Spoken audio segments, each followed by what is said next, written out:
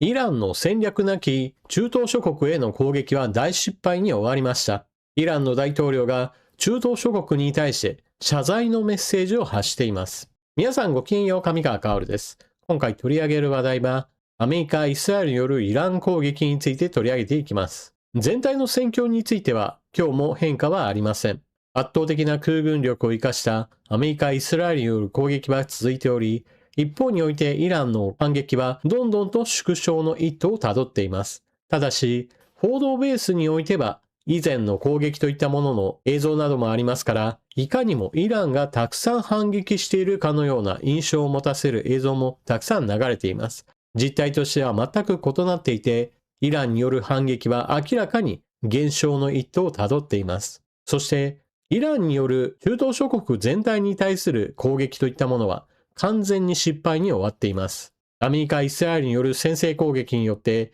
イランの指導武装にはかなりの人員が失われました。司令官級のような人物が殺害されることによって、バックアップ計画といったものが発動、それによって周辺国に対する攻撃が行われたものと見られています。この狙いというのが、アメリカやイスラエルがイランを攻撃した際に、イランが周辺国全体に対して反撃を行うことによって、アメリカやイスラエルに対するブレーキ役になってもらいたい、そのような考え方があったものと見られています。イスラム教の国をアメリカやイスラエルのような反イスラム教国が襲っている。そうした反発といったものもあって、アメリカやイスラエルを止めてほしいというような、かなり回りくどい戦略だったわけです。ところが、イランによる攻撃というものが、それぞれの地区におけるアメリカ軍の基地に対する攻撃ではなく、それぞれの国の一般市民やもしくは重要施設、石油関連施設やインフラ施設などに対する攻撃とあっては、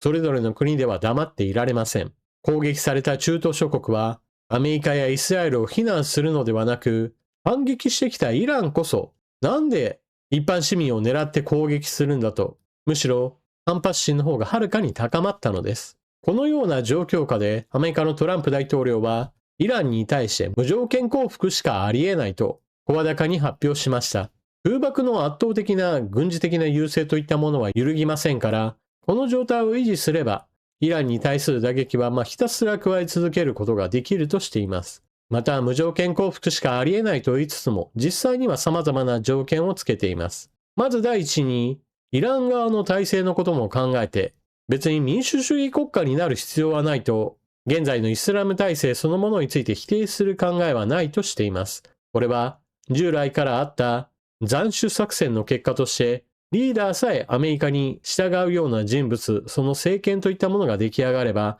アメリカとしては文句を言わないという話です。このあたりは、現在のイスラム体制下において、それに反発する民衆がデモを行うと、これを次々と銃殺することによって抑え込んできた。こうした体制そのものについては文句を言わないという話です。このあたりトランプ大統領がいかにアメリカの国益になるような話しかしないかの一つの象徴的な場面です。なぜならば、この話の後に出てきたのは、イランの地下資源については、ベネズエラの時と同様にして、アメリカの企業も開発に加わらせてほしいといった話をしています。従来のイランとは異なって、アメリカの投資がたくさん入れば、偉大なイランも作り上げることができるんだ。メイクアメリカ、グレートアゲンといった話と関連づけて、偉大なイランもアメリカの協力があればこそできるのだと話をしています。結局のところそうした経済的な利益をアメリカにもたらすことが目的の一つであるとも述べてしまいました。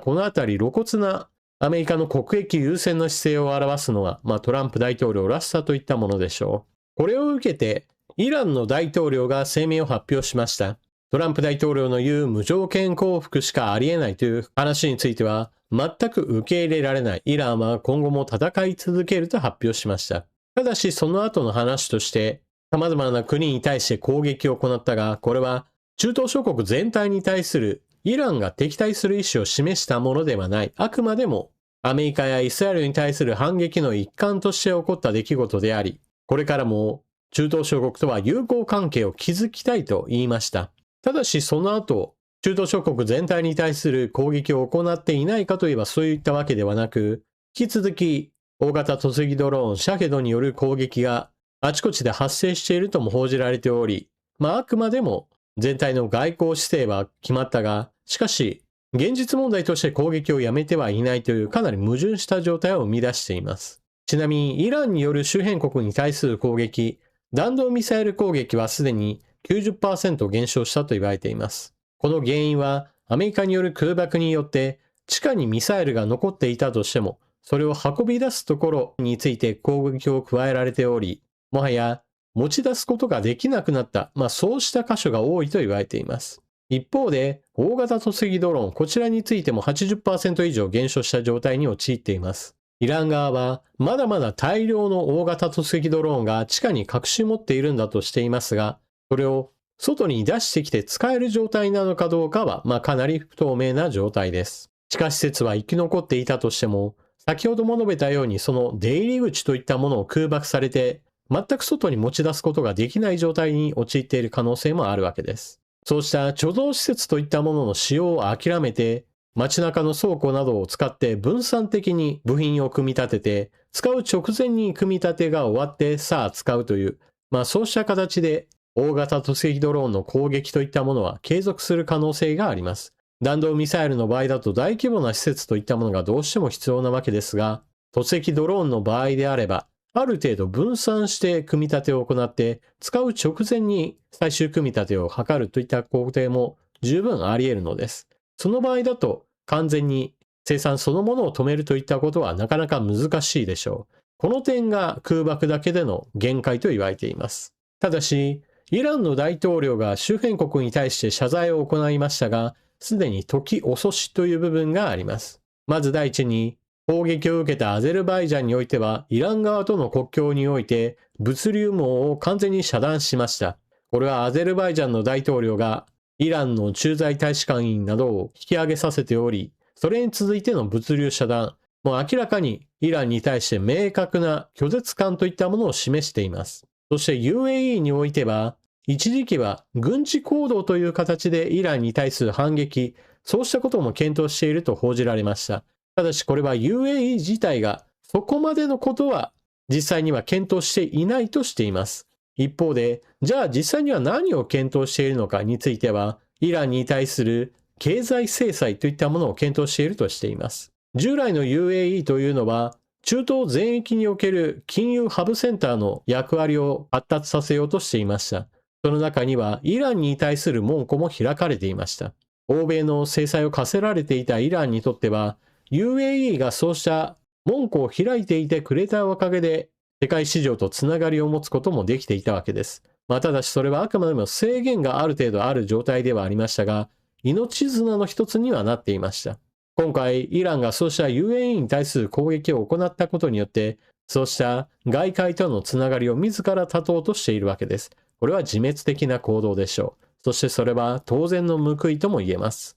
わざわざ友好的な関係を結んでくれていた国に対して積極的な攻撃を行ったというのは、これはまさに愚の骨頂というものです。特に UAE の場合だとイランから近いこともあり、積極的に攻撃を仕掛けやすかったのかもしれません。おそらく外交部門とそして実際に作戦行動を行う革命防衛隊の間で全く戦略目標の共有といったものができていないのでしょう。だからこそ大統領が中東諸国に謝罪してもその後も攻撃が続いてしまうというちぐはぐさといったものが出ているのです。イランにおいてはこうしたそれぞれの部門、それぞれの行政や軍といったものがバラバラになっている問題があります。例えば先ほども述べたイランの大統領は別に実権を握っているわけではありません。国民による投票では選ばれましたが、そもそも候補者の段階で反体制派の人は選挙に出ることが許されません。その上で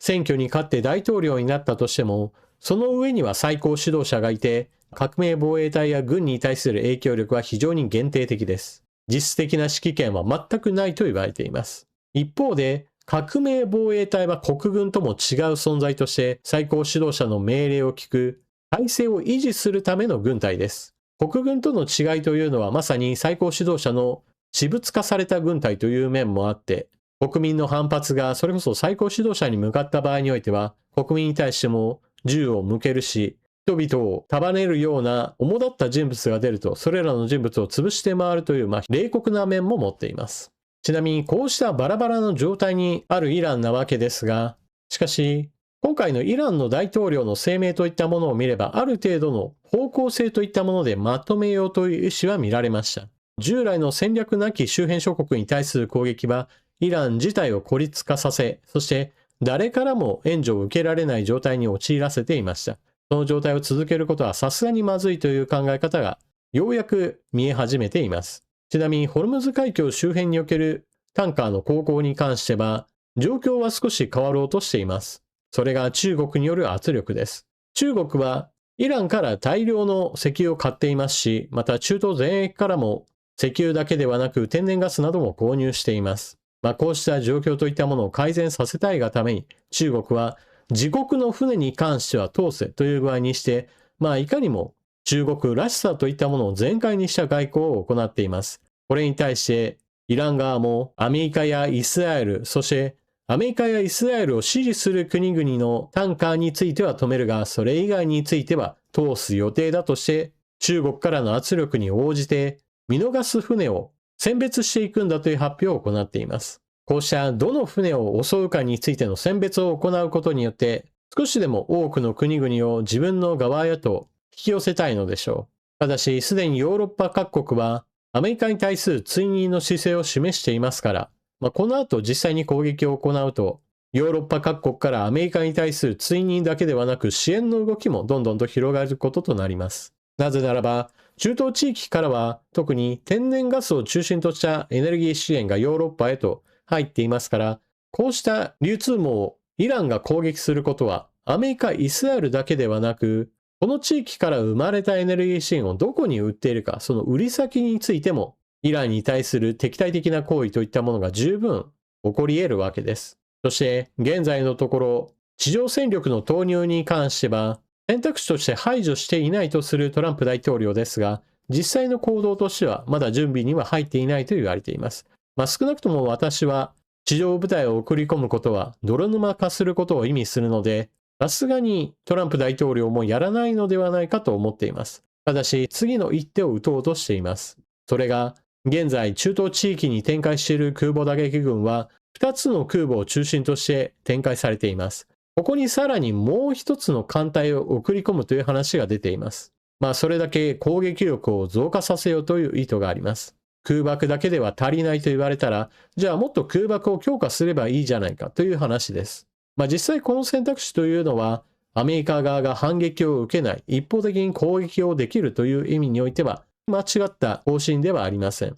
空母艦隊を新たに派遣するにしても、1日2日でいきなりたどり着けるわけではありませんから、かなりトランプ大統領の中でも、当初言っていた4週間、5週間といったレベルの空爆を本当に続ける考えというものは十分あり得るようです。ちなみに議会への説明、議会の承認という問題については、トランプ大統領は法の抜け穴といったものを逆手に取った行動を取ることから大したブレーキにはならないと思います。例えば作戦行動それ自体をどこか1日お休みして次からはまた別の作戦行動だという区切りをつけることによってあたかも問題がないかのような振る舞いをする可能性もあります。もしくはプーチン大統領と同じくこれは軍事行動ではない、あくまでもアメリカの安全保障問題に対応するための自国防衛政策の一環だみたいな話をするかもしれません。現代の国際法においては戦争行為そのものについては防衛活動についてのみ認めています。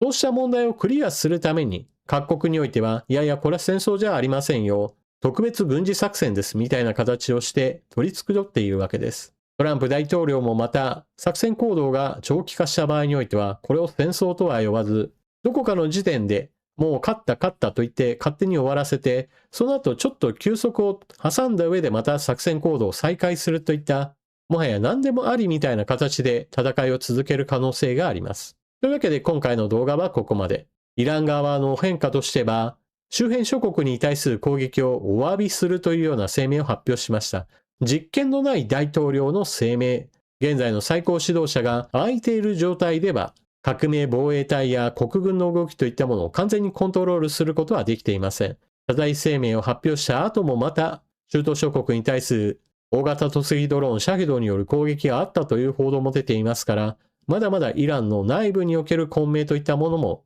続いているようです。ただし、少しずつ行動を修正しながら、今後の行動もまた変わってくるでしょう。一方、アメリカ側は、現在の攻撃力が圧倒的であることは事実ではあるものの、空爆だけでは政権そのものを完全に入れ替えることはできません。そのためにさらに攻撃力を増加させようとしています。これによってイラン内部における報復論といったものが出てくるのか、それとも攻撃され続けてもまだまだ粘ろうと考えるのか、このあたりはやはりイラン内部における権力闘争といったものの結果待ちとなります。トランプ大統領はアメリカに従わない人物が最高指導者になるのであれば、何度となく攻撃を繰り返すと言っています。その一方でアメリカに従順であるならば良いともしています。このあたりをイラン側がどのように受け取るのか、軍事力に屈するのか、それとも屈せずにこれからも攻撃を受け続けて被害を拡大させ続けるのか、アメリカという超大国がいかにして一国の運命を